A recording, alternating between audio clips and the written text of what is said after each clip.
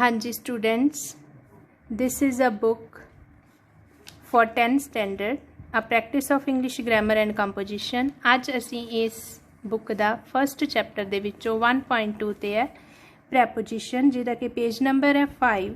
अज असी ये रीड करांगे। A preposition is an important word used with a noun or noun equivalent to show its relation with some other words in the sentence। जिस तरह कि सानू इहदी definition तो clear हो गया है कि प्रैपोजिशन एक इदां दा वर्ड है, एक इदां दा शब्द है जिहड़ा कि नाउन दे नाल आके उहदा संबंध, उहदा रिलेशन सेंटेंस दे बाकी वर्ड्स दे नाल शो करता है। ਜਿਹੜੀਆਂ ਪ੍ਰੈਪੋਜੀਸ਼ਨ वर्ड्स ने वो नीचे दिते हुए ने, जिस तरह in, at, in, into, at, it, at, in. असी हुण इन्हां नूं वन बाय वन एक्सप्लेन करांगे ते कित्थे कित्थे यूज़ हुंदे आ तुहानूं मैं दसूंगी। फस्ट है इन। पंजाबी दे विच असी इहनूं विच शब्द दे लई वरतदे आ ज़्यादातर। In is generally used before the names of countries or large cities, or before the name of place in which one is at the time of speaking। कि जिहड़ा इन शब्द है, जिवें कि तुहानूं पहलां दस चुकी हाँ कि ये विच शब्द पंजाबी दे लई यूज़ किया जाता है।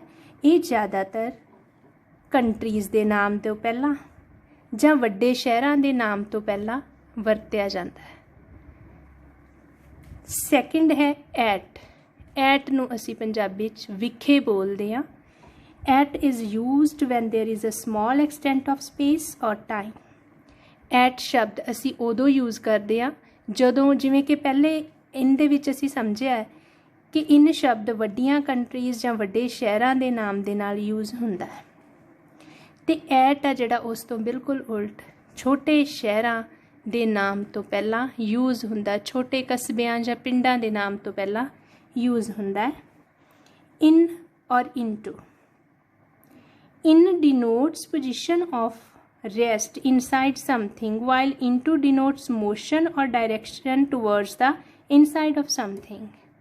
ਇਹਦੇ तो क्लीयर है कि इन शब्द है जिहड़ा ओह पहला ही कोई चीज़ अंदर पई हुई है, रेस्ट दे विच है।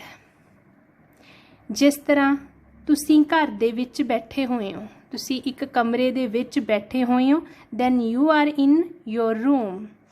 पर जदों तुसीं कमरे दे विच जा रहे हो तां शब्द यूज़ हुंदा है इनटू, जिहड़ा कि मोशन जां गतिशीलता नूं दर्शाउंदा है। नंबर 4 ते है ऑन, एट, इन। तिन्ने ही टाइम दे लई यूज़ हुंदे ने। On is used with the days of week और मंथ्स। ऑन शब्द है जिहड़ा वो असी दिनां दे, हफ्ते दे दिन है जिहड़े उन्हां दे नां तो पहलां यूज़ करते हैं जां महीनिਆਂ दे नां तो पहलां यूज़ करते हैं। जिस तरह कि on Sunday, on March 28, on Friday. At is used with exact time. सही समय की जदों असी बारे दसना होवे तां असी एट शब्द यूज़ करते हैं, जिवें कि at 5, at sunset, at midnight। in is used with the period of time। in है जिहड़ा ओह समय दे एक खास समय नूं दर्शाउंदा है, जिवें कि in the evening शाम दे विच, in the morning सवेर वेले, in the winter सर्दियां विच, in 1978। नैक्सट पेज ते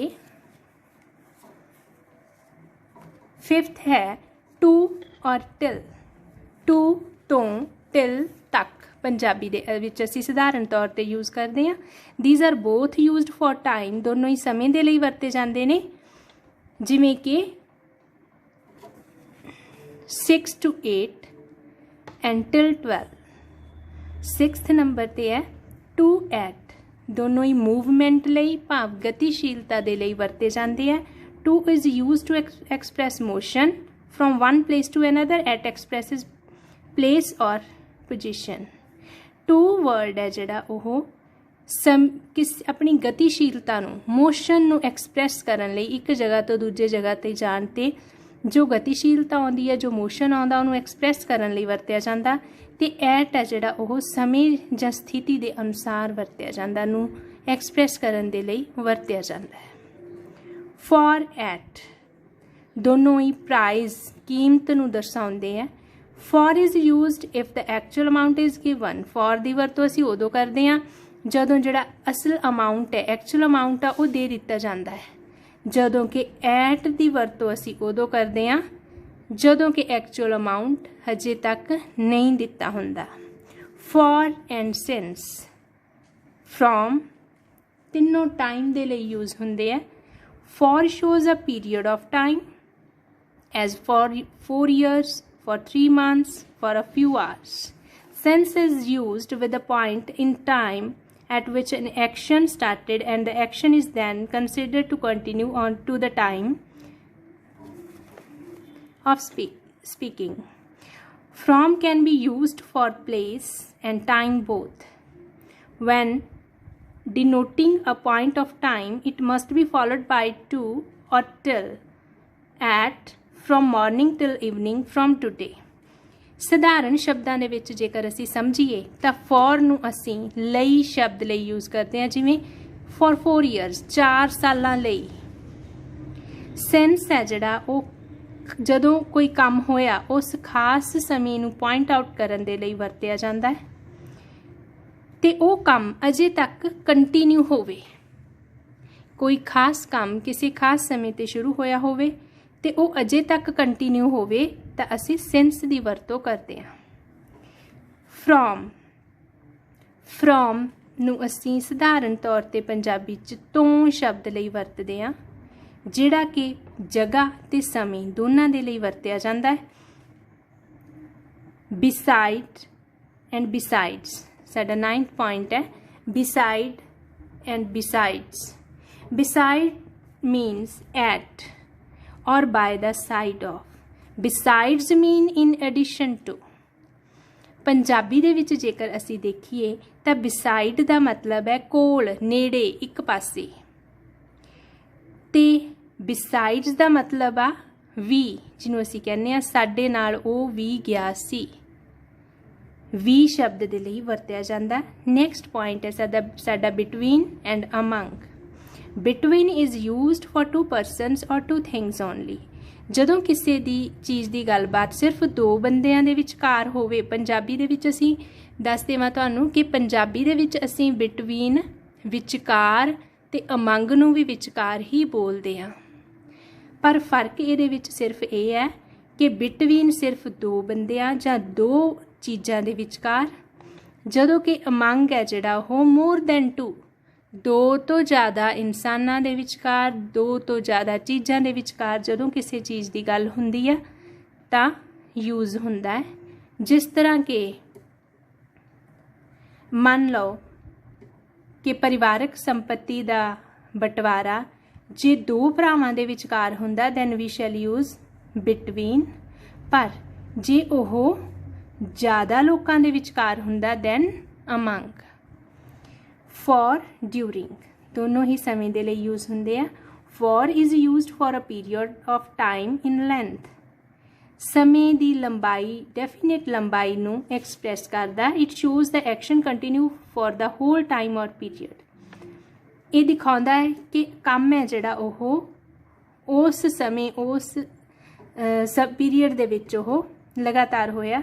ਡਿਊਰਿੰਗ ਹੁੰਦਾ, ਜਿਹਨੂੰ ਅਸੀਂ ਪੰਜਾਬੀ 'ਚ ਨਾਲੋਂ ਨਾਲ ਕਹਿ ਦਿੰਦੇ ਹਾਂ ਜਾਂ ਦੌਰਾਨ ਸ਼ਬਦ ਯੂਜ਼ ਕਰਦੇ ਹਾਂ। Its action can either last the whole period or occur at some time within the period. ਜਿਵੇਂ ਅਸੀਂ ਕਹਿੰਦੇ ਹਾਂ ਕਿ ਸਾਨੂੰ ਭੋਜਨ ਦੇ ਦੌਰਾਨ ਪਾਣੀ ਨਹੀਂ ਪੀਣਾ ਚਾਹੀਦਾ ਤਾਂ ਸ਼ਬਦ ਡਿਊਰਿੰਗ ਯੂਜ਼ ਹੁੰਦਾ। We should not drink water during our meal. With and by. With relates to instrument and by to the agent or doer means ਦੋਹਾਂ ਨੂੰ ਅਸੀਂ ਪੰਜਾਬੀ ਦੇ ਵਿੱਚ ਦੁਆਰਾ ਸ਼ਬਦ ਯੂਜ਼ ਕਰਦੇ ਹਾਂ। ਦੁਆਰਾ। with ਮੀਨਿੰਗ ਹੈ ਕਿਸੇ ਇੰਸਟਰੂਮੈਂਟ ਦੇ ਦੁਆਰਾ ਤੇ by ਦਾ ਮੀਨਿੰਗ ਹੈ ਕਿਸੇ ਕੰਮ ਕਰਨ ਵਾਲੇ ਜਾਂ ਕਿਸੇ ਏਜੰਟ ਦੇ ਦੁਆਰਾ। 13th पॉइंट है इन एंड आफ्टर, दोनों टाइम नूं एक्सप्रैस करते हैं। In shows the close of some future period while after relates to the past. In है जिहड़ा ओह किसी फ्यूचर्स दे समय नूं दे क्लोजनैस नूं शो करदा, जदों कि जिहड़ा आफ्टर है ओह पास्ट नूं दे नाल संबंधित हुंदा है। Our 14th point is on and upon. On is generally used in speaking of things at rest, while upon is used to speak of things in motion or action.